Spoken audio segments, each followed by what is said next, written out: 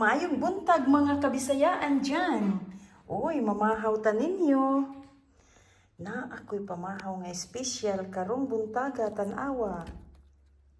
Kaon tag bulad guys, kay gipadadaan ko bulad sa akong ate Lisa.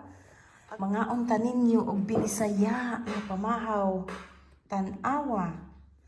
Karon espesyal kaayo ni nako ang akong pamahaw kay nganuman bulad tanawa ninyo. Oh, nitanaw sa ako.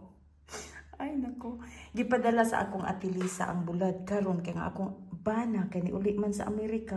Makakaon na gyud ko sa akong bulad.